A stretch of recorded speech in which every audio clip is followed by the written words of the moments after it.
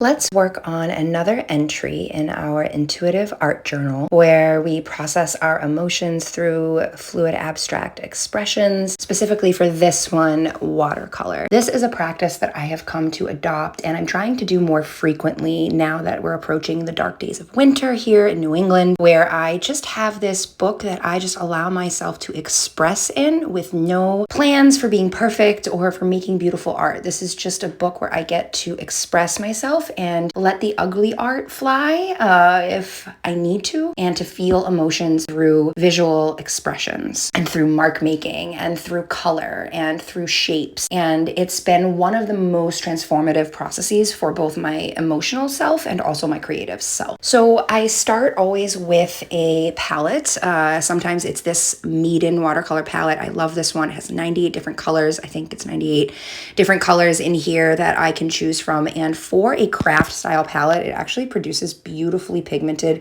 and rich watercolor paintings. So I usually will start with spraying down the palette a bit where the colors are that I'm going to be using so that the watercolor are pre-wet so that I'm not spending so much time trying to churn up that pigmentation with my brush. And for this painting, I decided that I wanted to express some rage, and rage is a very visceral feeling for me. And so we're going to talk a bit about rage in this video. So if you're uncomfortable with the concept of rage and healthy rage and how to express rage in a healthy way, then maybe this isn't the video for you, but this is about healthy rage and how we can take anger and frustration and we can channel it into an intuitive painting or an intuitive process that actually allows it to cycle through the system rather than getting stuck inside our system only to rear its ugly head later. And so when I'm thinking about painting an emotion intuitively, I start with the colors and I start thinking about the emotion around color, and the color red and warm colors tend to speak to rage and frustration and anger. We have that phrase, she was seeing red, or they were seeing red. And so I started with light pink or fluorescent pink because I wanted the painting to glow a bit, and adding a light fluorescent wash underneath your layers helps to bring that glow to the surface. So I started with that bright fluorescent feeling, and I'm also processing things related to rage around my childhood and how I was raised, and now my adult relationships with my parents. And so this idea of girlhood was coming through in this pink. And now, fun fact, I was a dancer for 17 years, and you see me here, I have the song Everybody Scream by Florence and the Machine playing. It's their newest song from their upcoming album. This isn't a paid advertisement or plug. I can't play the song. I wish I could. I don't want the music to get flagged, but if you want to play that song while you're watching me, that is what my hands are dancing to. And I do move like this for real in my painting sessions when I'm feeling these emotions. And when I'm sitting here in my living room the way that I am sitting right now, I have to be more contained in my movement. I can't just move around and dance around like I do in my actual studio.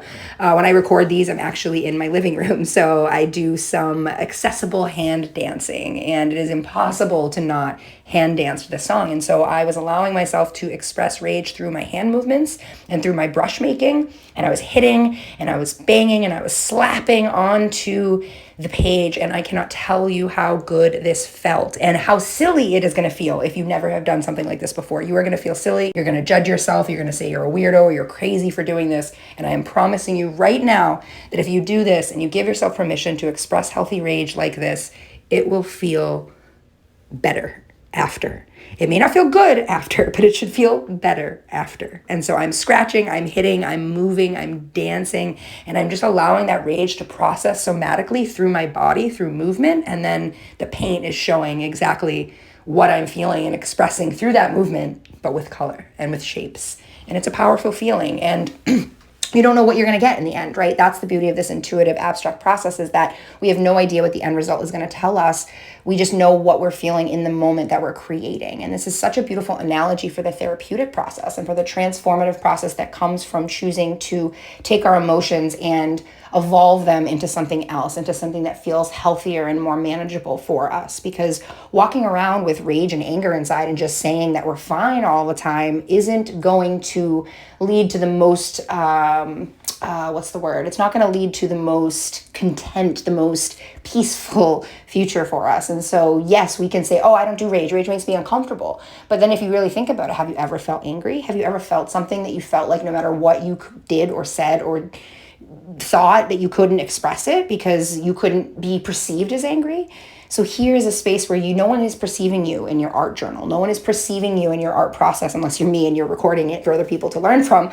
But no one is seeing you in this process. So if you want to scream into your journal, if you want to yell, if you want to hit your journal is giving you permission. You have consent to allow that rage to process into the journal and into the creative process. And it's incredible. And this has become a very visceral piece. As you can see here, you can use your imagination as to kind of what these colors represent.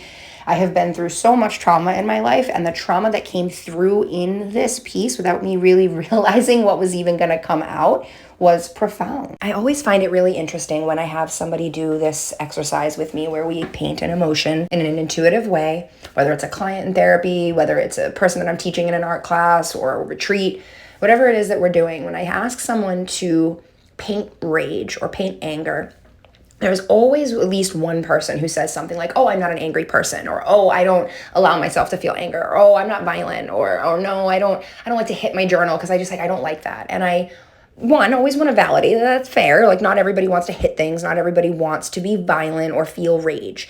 Actually, quite the opposite. Most people try everything they can to avoid feeling those things. They don't want to be angry, they don't want to be mad, they don't want to be violent.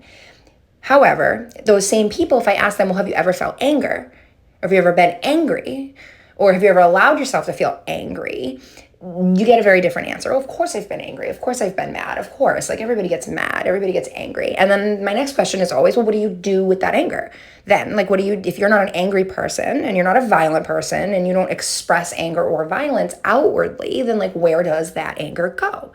And I would say most of the time I would get a blank stare or a quiet moment of pause and reflection of like, well, I don't know. I'm not sure. What do you mean? Like, I guess I don't understand. Either they don't understand or they don't know or they have to think about it. And to me, the next question after that, and this is kind of a little therapy process here, is, well, does it go inward? Does it turn on you? Like, how do you speak to yourself? And then we talk about their inner dialogue and their inner world. And that's how we kind of start the journey in understanding how emotions get lodged and processed and internalized and stuck.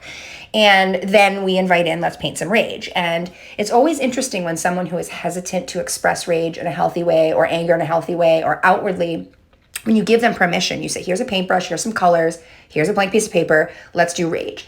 You always see a couple of the same things. You see them go to the color red, you see them usually take a while to allow themselves, if they ever do, to really express the rage. They might be really, timid in it. They might be really like careful. They may not really let themselves. And so usually if I see there is some restriction, I say, well, what happens if you like take the paintbrush and you just kind of like smack the canvas? And we start to invite in some somatic movement. What happens if you take the paintbrush and you hit it with the paint on there? What kind of mark does it make?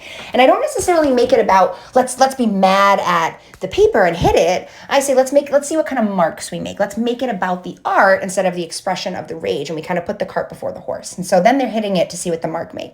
And then I say, can I ask for permission to allow in some invitation for rage? Can you hit that, make that mark, and then think of something that's made you feel angry recently?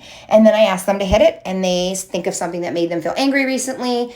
And I say, how did that feel? And we start to build that somatic connection. So if you have someone in your life who has a really hard time articulating their emotions or their feelings, this is a perfect exercise, especially kids who have a hard time communicating their needs or their wants. Like, if they've been through something traumatic, but they don't verbalize it, like giving them a pen and a piece of paper and say, hey, remember, when you felt this feeling the other day and you were stomping your feet, what does that look like? Paint it for me. And you might think that a kid would be confused by that. They're not. Very few kids are confused by that. Very few kids are confused by pain and emotion. Usually kids will paint you something profound. And that gives them, even if you can't decipher what it is that they painted in that moment, it gave them the opportunity and the permission to express something they otherwise may have repressed or felt badly about feeling in the first place. So we're giving ourselves radical permission through this to paint rage, to paint anger, to feel it without ever having to actually do anything bad or negative. I don't have to punch a wall. I don't have to break anything. I don't have to slam a door, stomp my feet. I don't have to yell at anybody. I can just open my journal and make the journal the blank slate, the blank canvas that we need to project all of our stuff on. And then ideally we go to therapy and talk to our therapist about our process, because if we're feeling that much rage, we probably probably would benefit from talking to a qualified trauma-informed therapist if we can. But if you're just here starting this journey of trying to process emotions through art, I am someone who has been doing this as a self-taught artist and who's also a therapist. I'm not an art therapist. I'm not a certified art therapist, but I have spent my life dedicated to understanding the human psyche, understanding trauma, both my own and my clients, and then art is what saved my life at 25. Being able to paint from a place of intuition rather than perfection has been the catalyst for not only my creative process blooming and learning that I am an artist and I am a painter, but also in learning that I can heal and that I was capable 10, 12 years ago in this journey of deep upheaval of my life and trauma started. It allowed me to open doors to my emotions that I otherwise thought had been turned off or had been radicalized so deeply that they would never be tamed. And so if you're afraid of expressing your emotion, even in your journal, if you're like, this isn't for me, but I'm curious, just try it. But also know that if you don't have appropriate or proper therapeutic support, that trying to paint rage might open up some stuff. And so be gentle with yourself. Don't just go into painting and expressing rage with no support. You want to make sure that if your rage gets opened up, you have a safe place to land. And so as I'm painting this, you see that there's a lot of energy coming through. There's a lot of trauma coming through. There's a lot of things I don't even have to mention here that you can probably imagine. Now, I didn't have a preconceived idea of what this was going to look like. I didn't go into this thinking I want this to look like what it looks like. Let's just put it that way. That's how it always is with these intuitive paintings. There's no pre-plan other than an emotion, a feeling, or a set of colors.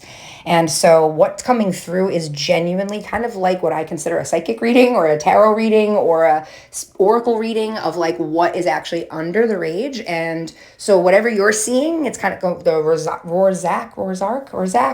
blotches, the blotches where you'd say, what do you see in these ink blots? This is like that. And so all of this was unintentional. The scraping with the tool, creating this barbed wire effect. I did not know that that was going to happen. It just happened. And it happened this way because I've been doing this process. I've been practicing this way repetitively for years. Even if I don't do it every week like I want to be doing it, I have been trying to turn my emotions into abstract expressions for years. And so your first several may end up looking like blobs of mess that have no actual form or like message in them. And so that's why we slow down and we talk about our process as it goes, because by the end you might have a blank black page, and you may have seen one of my pages in this journal is blank and blacked out, but there was a process that went into that. And that process, even though the end result did not result into anything I could interpret other than blackness, darkness, failure, feeling not good enough. I mean, there was so much. So we might say this is just a dark blob. Okay, what's in the dark blob? What do you see there? What do you make of the dark blob? What do you feel about the dark blob? How does this dark blob that you created make you feel in your body? Do you feel tense? Do you feel not good enough? What do you feel? And we allow it, and we just allow it, and we don't judge ourselves for it, and we just give ourselves grace for whatever we're capable of communicating in the moment, whether it's via our words or via our art. And so just take a moment now and notice how your body is feeling. If you've been listening up until this point, if you've been painting up until this point, just checking in with any tension you might be feeling, any clenching of your jaw, any clenching of your hips, any clenching of your fists.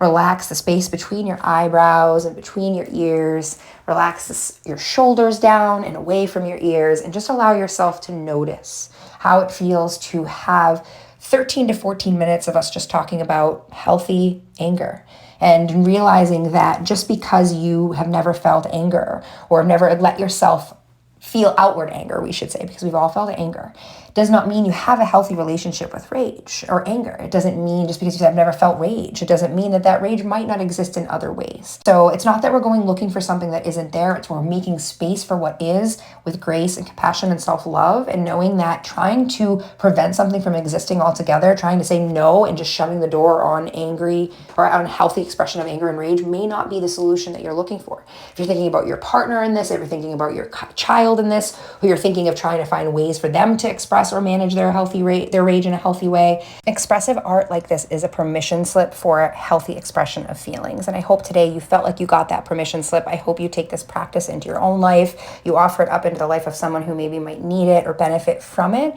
And if you can, please leave a comment. Let me know how you felt watching this video. Let me know what came up for you. And if you feel triggered or set off by this, please seek qualified help, call your crisis line, anything that you need to support you in this journey. But just know that your feelings are valid, your feelings are real, and they deserve a space to be held that feels contained and safe. So thank you so much for being here. Please like and subscribe if you want more of this content. I truly appreciate every single one of you for being here. And dare I say it, I'm proud of you, stranger.